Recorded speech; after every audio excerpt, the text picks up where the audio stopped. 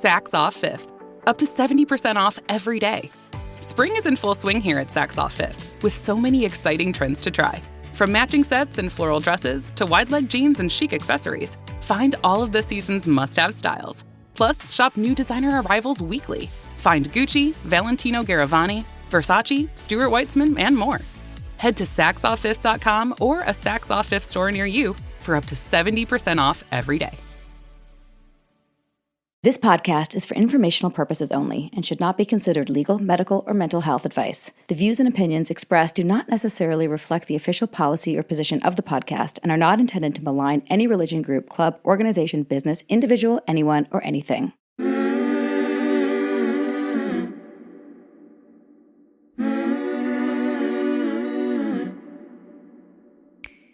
I'm Sarah Edmondson. And I'm Anthony Nippy Ames. And this is A Little Bit Culty. Cults are commonplace now. From fandoms to fads, we're examining them all. We look at what happens when things that seem like a great thing at first go bad. Every week, we chat with survivors, experts, and whistleblowers for real culty stories told directly by the people who lived through them, because we want you to learn a few things that we've had to learn the hard way.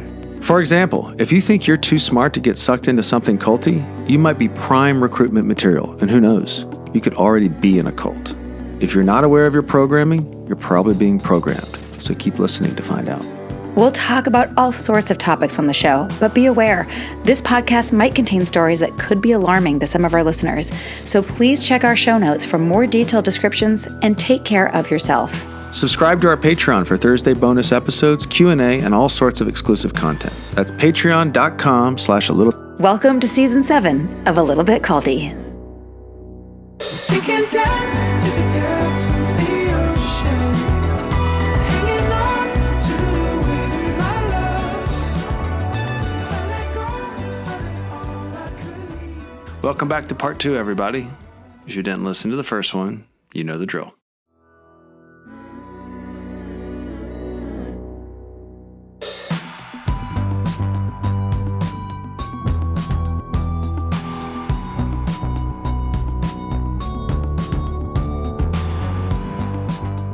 I think that one of the things that did keep us strong in the aftermath in relation to your book is that we had us versus them thinking, obviously, when we were in NXIVM, like we were the best, we were superior, we were better than Landmark, we were better than all the other things. And then we had us versus them thinking on the other side of it. So when we got out, we were still in battle. We were trauma bonded for many years, just dealing with the aftermath of the fallout of NXIVM, but we were together. Mm-hmm. And I think that may have had some unhealthy things in it, but like we weathered that also. Also our kids. But our kids, I think, like helped us get out of that as much as we could, and we were just present. And I'll say this to you, COVID helped us a lot. We were in the house with our kid, present every day, not in a rat race. It slowed down the tumultuous stuff, and we got to really take inventory and get in nature. You mentioned nature in your book. That became a very real thing to me, to be in nature every day. And Vancouver is like prime real estate if you want to go heal and sit in like the woods and heal. And we understand that obviously COVID was devastating for so many people. That's why I said it feels hard to say that, right? But it's true. We were lucky, and we had government support to take a break. Mm-hmm. But anyway, us versus them thinking, we were just on the other side. But the reason I bring it up is that us versus them thinking was as mission oriented on the other side. Like we were on a mission when we were in NXIVM, like we're proselytizing. And then we were mission-oriented on the other side as anti-cultists. This is to tie in where we left from the other episode. So anti-cultists can come into confrontation with academics who believe in new religious freedom of thought and the First Amendment and all that. Wait, did I get the amendments right? You're getting there. I'm getting there. I'm Canadian. Trying Definitely to not the second. Learning all of the amendments. Okay. So let's talk about that, because you did your research and kind of laid it all out, what happened in that era. And I think it's fucking fascinating. And it has its echoes even now in the cult recovery space. So tell us what you learned. I find it fascinating as well. Thank you for asking about it. It almost did not appear in the book. I had to fight to keep it in, and no one has asked me about it yet. Oh, yay. But at least you and I are into it. Yeah. No, it's fascinating. It was called the Cult Wars of the 80s and 90s. And this was at a time, traditional media, as you know, has always been somewhat dismissive of cults and cult followers. They don't really cover it in the press still today, which is shocking to me because I think we ignore it at our own peril. And so these groups didn't get a lot of attention, serious attention from American culture and society. And so in the 80s and starting in the 70s, as a result of the counterculture movement, as a result of this huge influx of gurus following the 1965 repeal of immigration caps, and there was a huge influx of immigration, people from India. And so not just an interest in those spiritual traditions, but a lot of fake gurus, right? A lot of con artists in guru clothing. And then, of course, we have Scientology, we have the Moonies. There's just this explosion of cult activity in America. And so parents start freaking out and they're looking for help. What's happening to my kid?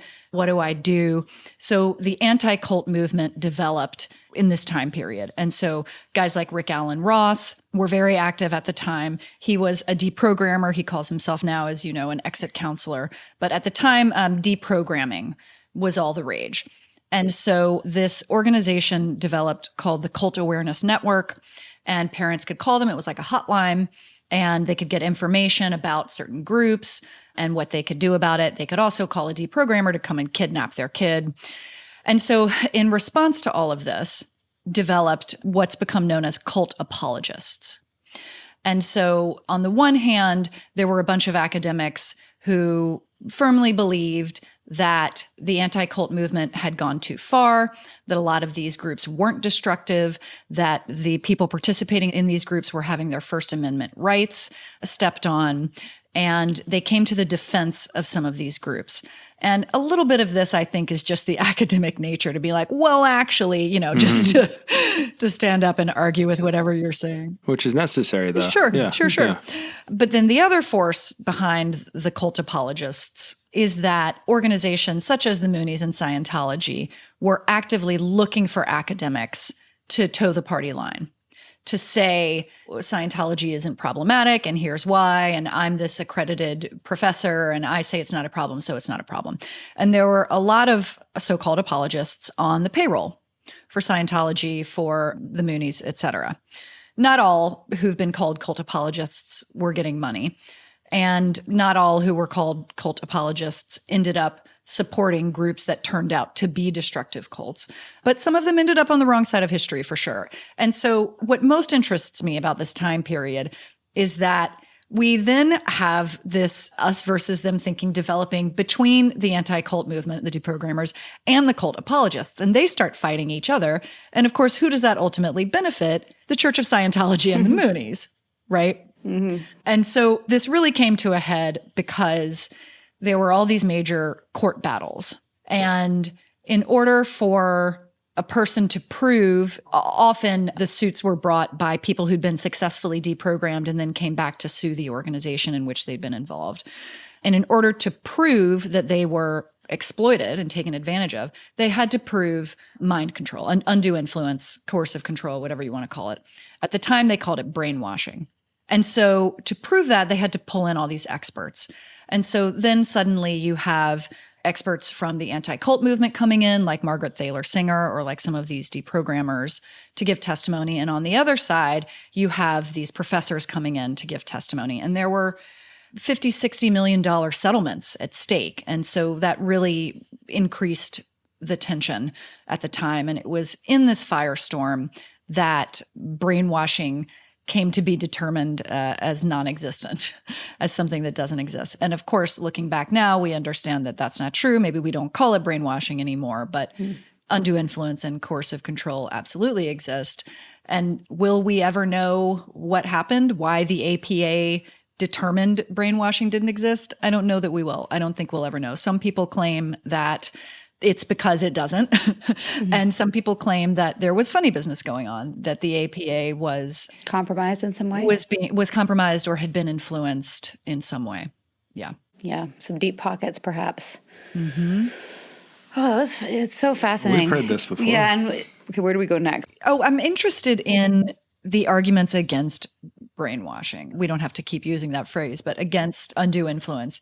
Because at the time during the cult wars, people were saying, well, people are joining these groups voluntarily. People are staying in these groups voluntarily. And so how do you prove undue influence? it's very challenging. And of course, with, 30, 40 years hindsight, we've been able to. But there's a connection between that and the idea of blaming a victim of a con, just like a street con. You got lied to, so you believed the lie. It's your fault, right? How do you police lying? And we found ways. I mean, the FDA says you have to print on your food label what's actually in the food. I mean, over the centuries, we've found ways to police lies. Yet it's been very difficult for us to do that with quote unquote cults. And I think part of that is because, as I said, the press, much less law enforcement, has been dismissive of these groups and not really paid enough attention to them. But also it's very difficult to prove. And you guys experienced it. You lived through it. Well, it's also difficult to prove when certain institutions that are incentivized to not prove it and profit from not proving it. You mentioned Edward Bernays, and it's funny. I watched that Century of the Self documentary, and I've mentioned it a handful of times on our podcast. If you want to prove that there is undue influence, why do marketing companies spend so much money trying to get you to buy their product? Because they're trying to influence you. And I'm sure they're willing to justify any way to do it. And Edward Bernays' Century of the Self, that whole documentary opened my eyes because there's more money spent by Coca-Cola. I think I looked it up. It was $3 billion a year just to get you to drink Coke. Sugar water. I don't drink Coke, just for the record. It's a multifaceted problem. Yeah. With incentives all over the place and people pretending that those aren't their incentives. And we, in many ways, like to be influenced, I argue. I think that was part of what propelled the human potential movement, which, of course, you can eventually trace to NXIVM. But this idea that people would sign up for these large group awareness trainings to spend 2 weekends in a row being influenced. That's what it was. And actually having your brainwashed of your limiting beliefs and your fears and your things that hold you back. That sounded like a good thing to us at the time. Like, let's get rid of that stuff. Yeah, brainwashing. Yeah, let's get into LGATs. So what did you, in your journey into that element of American exceptionalism and the virtue of working hard and being the best version of yourself and all that shit, what did you discover? Tell us about that journey of your research. So I describe the LGATs and the larger human potential movement as a desire for inner New Jerusalem. So at first, the Puritans wanted Jesus to return and literal New Jerusalem would descend from heaven. The gates were made of pearls, as we know. And then over time, New Jerusalem became kind of allegorical. That was the perfectionist movements, all the communes in the middle of the 19th century. They were trying to find a way to create New Jerusalem. They thought God wants our help. It was very much tied to progress, which was booming at the time post-Civil War and during the Industrial Revolution. And they thought, we can bring heaven on ourselves. We can create New Jerusalem. It's not going to be a city made of gold. It's going to be perfection, this perfect society that we live in that only America is capable of creating and then spreading to the world. And then eventually in the 60s and 70s, Jerusalem moved into the mind, or this is my argument at least, and that's the human potential movement. The idea that we can achieve this apotheosis of self and enlightenment. We can get enlightenment.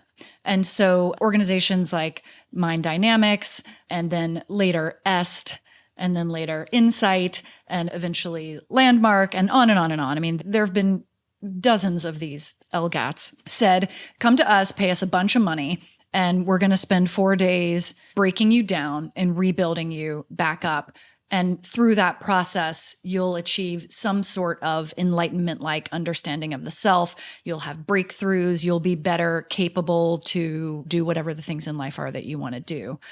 And a lot of people found these incredibly helpful. People got a lot out of them. EST in particular, which stood for Erhard Seminar training. Thank you, Werner Erhard, who basically ripped off Mind Dynamics and Scientology for that matter. They all ripped off Scientology. Was Scientology the first from your research that you found? One of. Because didn't L. Ron Hubbard also rip off? I feel like he pulled from a bunch of places too, but I can't remember. Everybody ripped off. Yeah. There's nothing. But who was the first? Is what I want to know. Mind Dynamics was certainly an early one. I'm not sure, though. I think Scientology predates Mind Dynamics. This might be a whole other episode. It's like mapping out who stole from who. Yeah, the tree of LGATs. The tree of LGATs. This podcast wouldn't even exist without our amazing, supportive, generous patrons. Come find us on Patreon. We are at patreon.com/littlebitculty. Go there for bonus episodes, live Q&As with past guests, exclusive content, and lots of other goodies. Subscribe now and help us keep this podcast going. That's patreon.com/littlebitculty. And now, a brief message from our Little Bit Culty sponsors. And remember, when you support our sponsors, you're supporting this podcast.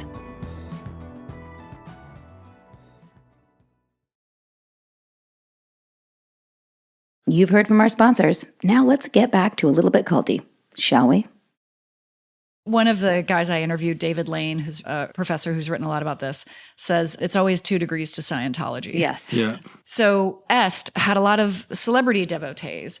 John Denver, Valerie Harper, Ted Danson, Yoko Ono, and authentically helped, I think. In my opinion, the reason people were found so much out of these is not necessarily because of the seminars themselves, but more because they were getting therapy for the first time. A lot of it in a short period of time. Condensed You therapy. nailed that. Yeah. You said that in your book. I was like, yep, Yep. that's it.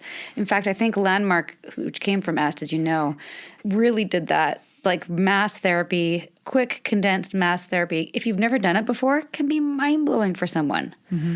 Oh, the reason I think this about myself is because my mother, blah, blah, blah, blah, blah, blah. Just the responsibility aspect. Or the responsibility aspect, is powerful. But then do you need to keep doing it after that? Probably not. That's the exploitation. And when people say to me, oh, I'm so sorry that happened to you next time, I never would have fell for it. But you know what I find really helpful is my Landmark training. And I'm like, dude, that's the same fucking thing. It's the same, minus the branding and the harem, okay? It's the same thing. And you said this in your book, but the problem is that they say that you actually do have a problem and that's the only place to fix it. Right. They create the belief in you that you have problems only they can fix.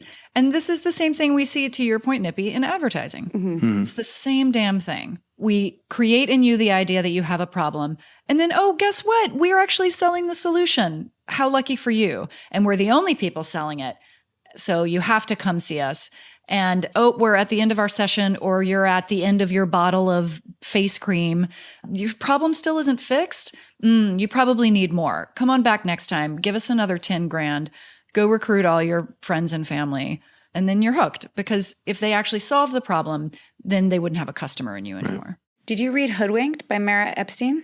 I did. It's a great book. Great book. We just had her on a couple weeks ago, and I keep meaning to tell her, and I'll tell you this. I saw something on Instagram the other day, and I'm super hooked into way too much health and wellness stuff, and it's a problem. You should see our door when I come back from picking up the kids. I have to be careful. Boxes. And I texted Mara, I'm like, I want this collagen drink. Should I get it? She's like, don't get it. But I saw this meme, and it was this woman explaining how cellulite is formed. And women tend to get more of it, and like the fascia and how it all works. And I thought it was going to be an ad for some cream that fixed it, because I was curious about for myself, being 47. Yep. Anyway, and then she was like, so this is just something that happens to women. Instead of trying to change it, why don't we just accept that this is something that happens to our bodies and just move on? And I was like, oh, that'd be so fucking amazing. But I'm not quite there yet. I still want it to go away. But why? Why is it so bad? We all have it. It happens to our bodies. It's just something that our fascia creates after a certain age. Anyway, I thought that was an interesting, Acceptance doesn't make anyone money. No, it does not. Shame on them. And that's to return to what we talked about on the last episode about looking for control in the chaos. What if we just accept the chaos? Right. What if we just find a way, and maybe now we're talking about Eastern religion, but what if we just find a way to ride the waves of chaos instead of trying to still the pool? I like that. Then we wouldn't seek false prophets and fall for false promises, hopefully. So I'm making the parallels of our son Troy's playing baseball, and he's doing really, really well. And I know that he's going to have some storms ahead of him. That's just how that works. The most successful people have failed the most. And I'm not going to try and cover that up. I want him to ride those waves. He doesn't come a point where people are going to be able to hit his fastball far, right? And that's like a star pitcher right He's going to have to, stressful. He's 10. And he's going to have to go through that. When I got to playing, I got hit in the mouth. And then but my dad was like, no, you got to get back up. This is part of it, right? And similarly, with what you're saying, the chaos is part of it. In fact, it's where you grow the most. Mm-hmm. So what you're saying is life is like our son's baseball game. I'm trying. There's that- I'm there's not that very me- good with chaos. There's that meme that's going around now. It's like, you're not a real parent if you haven't secretly wished for your kid to lose so you can go home. Yeah. No, that was me. Yeah, Been there. 100%. Yeah. So staying, I like how your book doesn't necessarily, lean either way, left or right, and just sort of looks at the doomsday backdrop to what does seem to be more right in terms of evangelical Christianity and whatnot. Did you see any cult-like behavior manifesting on the left as well? Or are there any parallels you draw with more progressive ideologies? Definitely. I think we all fall for us versus them thinking, especially right now as politics are so divided. Specifically speaking from history, Jonestown was a leftist cult, right? And the Sullivanians were a leftist cult. So they have existed. When we're talking about what's happening in politics right now, I think cult-like thinking is more clearly has a foothold in the far right because cult-like thinking is extremist. And I think that's where we're seeing the most extremism currently. Not that there isn't extremism on the left, there is, but it's not as entrenched, I suppose. As you said, the book is not political. I did not set out to write a political book. However, in tracing certain ideas from the Puritans up through today, I found that a lot of these train lines ended at the alt-right depot. And so I'm not a political expert, but I did try to point out the existence of cult-like thinking where I could see it. And Donald Trump, whether you like him or not, I think we can all agree that he's fashioned himself an autocrat. He said things on the campaign trail like, I alone can fix it. He held his first rally of 2024 in Waco at the Branch Davidian Church, the existing remnant of Koresh's legacy. And he said things like, I am your retribution. I actually can quote it. He said, I am your warrior. I am your justice. For those who have been wronged and betrayed, I am your retribution. Those are things that a Redeemer says. That to me sounds like that American monomyth that we mentioned. He's painted himself as the vigilante outsider crusader who's coming in to drain the swamp, right? And he started doing it on day one. He pardoned or commuted the sentences of 1,500 January 6 participants and fired or demoted everyone who had worked in January 6 prosecution. So he's very much choosing to follow that narrative. Whether he's doing it on purpose or not, I don't know, but the parallels are there and pretty undeniable in my opinion. He's not afraid to market himself either. No, he's the only one who knows how. What does he always say? Nobody knows this better than me. It's so insane. Nobody knows how to save a country better than me. We'll see. Yeah, we'll see. We'll see what happens. And I love how your book blends humor with very serious cultural critique. How did you balance the heavy topic of cults, and what role has humor played for you in helping readers confront those ideas as we're laughing about Trump being a savior? Well, I think these are tough things to look at and investigate, and it can be really dark. And what I really want to do is wrap my arms around the shoulders of my readers and say, hey, we're all in this together. And it's scary, but let's laugh at ourselves too. I think humor, a spoonful of sugar, as they say. And also just personally, I think I needed that. I was worried when I started working on this book if I was just going to be depressed for 5 years.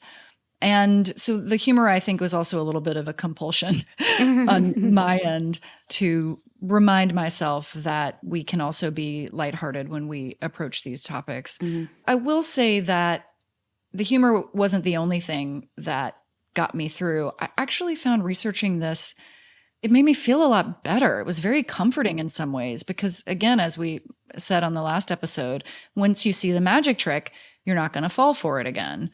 And even the last third of the book gets into some evolutionary biology, trying to figure out why, as a species, we're so prone to us versus them thinking and why we desire control. And I did a lot of research into the origins of violence. And I found it incredibly comforting because when you understand why we behave a certain way, you just can't be as afraid of it anymore. For more background on what brought us here, check out Sarah's page-turning memoir. It's called Scarred, The True Story of How I Escaped NXIVM, the cult that bound my life. It's available on Amazon, Audible, and at most bookstores. Highly recommend, of course, because she's my wife. And now, a brief message from our Little Bit Culty sponsors. Remember, when you support our sponsors, you support our podcast.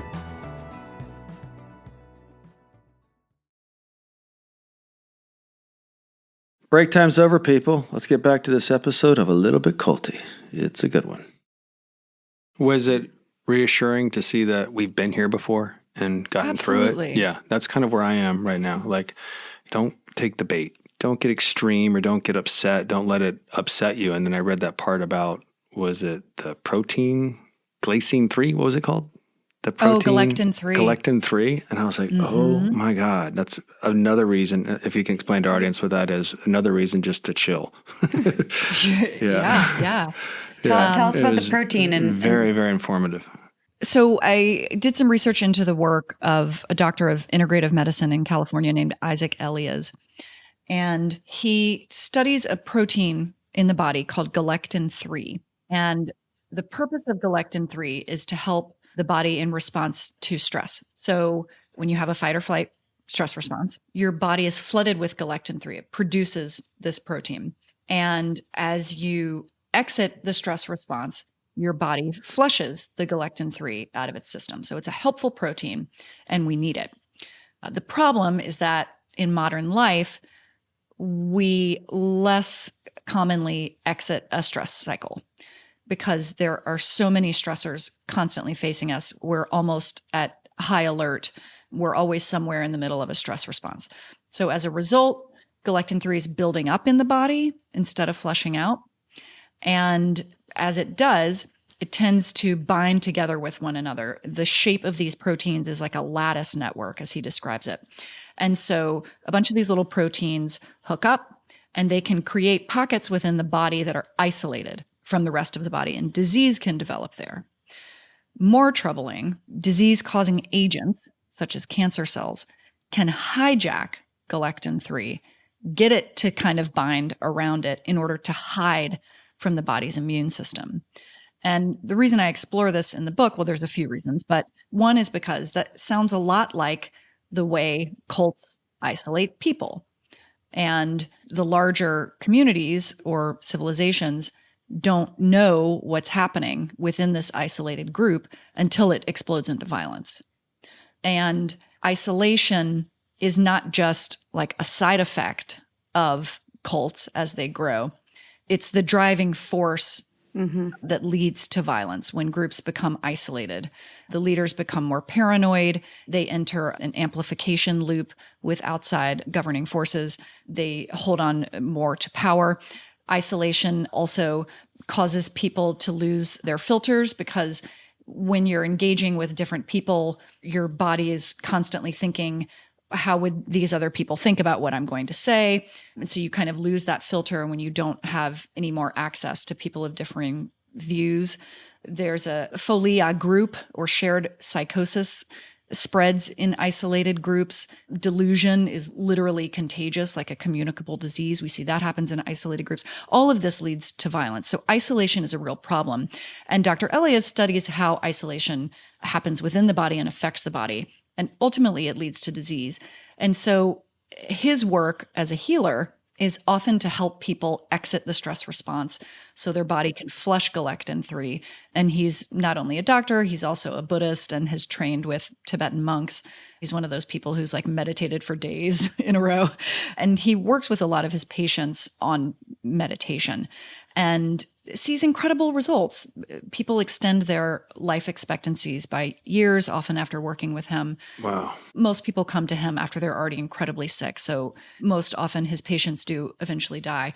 But the effects of this work are pretty incredible. And I found to be an apt comparison to the effects of cults on us individually and as a society. I found it fascinating, and it made sense. So much sense. It made so much sense. Yeah, like how I, for me personally, like I have to do things to get into my nervous system, into parasympathetic response so that I relax, because I definitely, like, mostly I'm on cortisol, and also work with a functional medicine doctor to balance those things. But I wasn't aware of the protein And the other term I was not aware of was the term normative dissonance versus cognitive dissonance, which I think our listenership probably understands cognitive dissonance pretty well right now. Can you just compare the two so we can understand how that fits in here? And you did mention like people when they're isolated, they don't have any normative dissonance.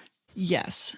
So normative dissonance is what I was mentioning earlier, that when you're accustomed to living with and navigating among different people with a diversity of values who practice different social norms, you behave differently in each of those environments. So it's kind of like light code switching almost.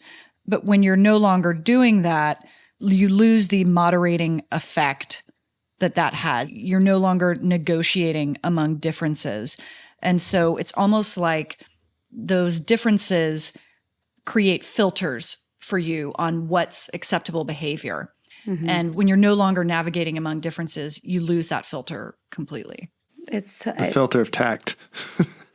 and all sorts of things, like all the groups that we've looked at where you're totally isolated. Everyone becomes robotic because there is no normative dissonance to negotiate, and you can just forge ahead with prepping the meal for 80 men or whatever you're doing in your cult. I think that, like I said at the beginning, we were so excited to find somebody who also wants to inoculate against cults and feels so disheartened by the division. And one thing that I found really interesting that I didn't really understand, also I'm Canadian, right? So I'm new to American politics, and I didn't understand how we got to such a divided time. I didn't know that it wasn't always so divided between Republican and Democrats, or however you want to, like in the Senate and in the Congress, but that was a very specific change that happened to end the bipartisan friendship across the aisle. Can you tell us a little bit about that before we wrap? Yes, that was all orchestrated by Newt Gingrich, who wanted to take power back. At the time, the Democrats had the power, and he thought, if I can keep Democrats and Republicans from working together, then government won't work. And who will get the blame? The Democrats. And then the Republicans can get back in power. And so he did whatever he could to isolate Democrats and Republicans from one another. So that involved encouraging House members to stay in their home districts instead of coming to DC. So he changed the number of days they had to be in Washington. He made it physically harder for people to cross the aisle, so to speak. Another effect of these people not being in Washington as much is that they weren't seeing people from the different political party at their kids' sporting events. Right? Because their kids weren't going to school in DC. So the whole plan was to separate and isolate. And Biden and McCain, of course, had a very famous across the aisle friendship and collaboration. And Biden has been quoted saying that it was during this era that really struggled, because they were specifically told that they weren't supposed to be talking to each other as much, that was being discouraged. That's awful. And, did he understand what the ramifications of that would be? Who knows? But it was a reckless plan. And it was about power. It was about power. It was a coup. And that division that you speak about, and then the isolation that we've talked about a lot, and then the consequential echo chambers where people aren't discussing and sharing and bridging, just, snowballs the problem, which you talk about in your book in different cults and different groups and lots of wonderful examples. And I really do love, though, how it ends. Oh, no, I don't want to give away the ending. Yeah, don't do that. I'm not going to give away the ending. But I'll just say that the feeling that I'm left with, similar to with Cultish with Amanda Montell, is just the humanity of it all and bringing us back to what's important. And if we really did feel that, we wouldn't need any of these cults. That's really what it comes down to. It's like in the kids' movie where the protagonist finds out that they don't need the special amulet because the power's in their heart the whole time. There we go. There's the positive aspect of the Puritan culture. Let's make that the American monomyth. Yeah. Yeah, I love that. Is there anything that we didn't cover that you're really passionate about, like any major takeaways that you want our audience to know? Oh, gosh. There really is so much in there. And I hope I hope it doesn't give people whiplash as they read through it. But I feel really purpose-driven with this work. As I said in the beginning, I decided, I guess it was around 2015 or 2016, that I wanted to take my talents and time and effort and put them toward trying to bridge division. And that's certainly been a goal with this book. And so I really appreciate being invited to come on here and talk about it, to help spread the word. You know, I hope people will buy the book so I can continue having a career, but I really hope people will buy the book so that we can start seeing the magic trick and stop falling for it and try to bridge the division, which you alluded to. That's a big part of the book's conclusion, is how do we bridge divides? Because I don't think we're going to reach any of the solutions we need until we have bridged divides. I agree. Couldn't agree more. One of my notes says the book, the latter chapters talking about like kinship societies and how that ended.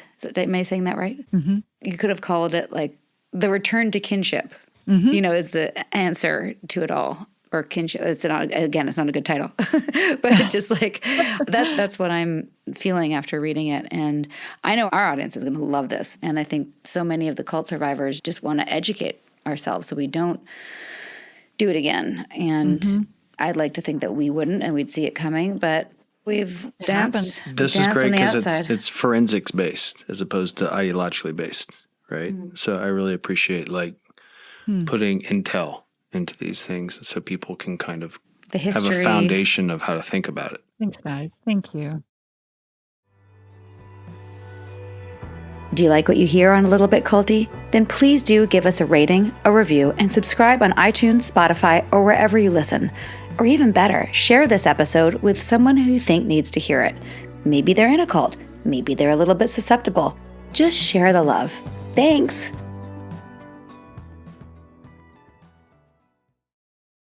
That was a great conversation.